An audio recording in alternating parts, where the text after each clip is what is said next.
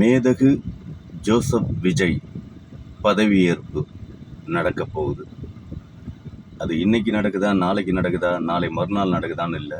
ஆனால் கண்டிப்பாக பதவியேற்பு நடக்குது. நான் எதுக்காக மேதகு அப்படின்னு சொன்னேன்னா, பெரும்பாலும் மேதகு வேலுப்பிள்ளை பிரபாகரன் அப்படின்னுங்கிறது தான் இதுவரைக்கும் எல்லாருக்கும் தெரியும்.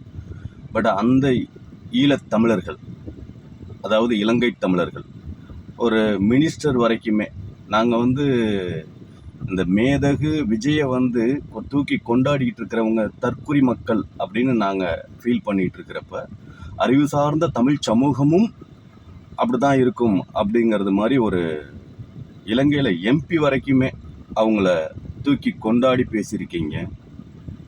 எனக்கு புரியல, படத்தில் துப்பாக்கி எடுத்து சண்டை போட்டதுக்கும் மேதகு வேலுப்பிள்ளை பிரபாகரன் துப்பாக்கி எடுத்து சண்டை போட்டதுக்கும் நீங்கள் ரெண்டையும் ஒன்றா வச்சு பார்க்குறீங்கன்னா உங்களோட அறிவு.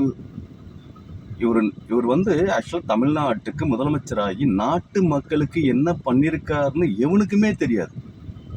பர்சனல் கேரக்டரா சரி ஒரு ஜென்யூனான கேரக்டராக இருக்காரு அப்படின்னாலும் அதில் பார்த்தா எப்படி இருக்காரு அப்படிங்கிறது வரைக்கும் இதெல்லாம் தெரிஞ்சு இந்த ஈழத்தமிழர்கள் அவரை தூக்கி வச்சு கொண்டாடுறீங்க. உங்களுக்கு சீமான விமர்சனம் பண்ணோம்னா சீமானை மட்டும் விமர்சனம் பண்ணிட்டு போகணும். அதை விட்டுட்டு இங்கே ஸ்டாலின் இந்த தமிழ்நாட்டை எந்த அளவுக்கு இதை எப்படி சொல்லி புரிய வைக்கிறது? கண்டிப்பாக அறிவு சார்ந்த சமூகமாக தான் இந்த தமிழ் சமூகம் இருக்குது. இன்னமும் அறிவில்லாத சமூகமாக தற்குறி கூட்டமாகவே இருக்குதுங்கிறது மாதிரி இருந்ததுன்னா, அர்ச்சுனன் இனிமேல் மேதகு விஜய் தான். சீரியஸாக மேதகு பிரபாகரனுக்கு இணையாக மேதகு விஜய் செயல்படுவார்.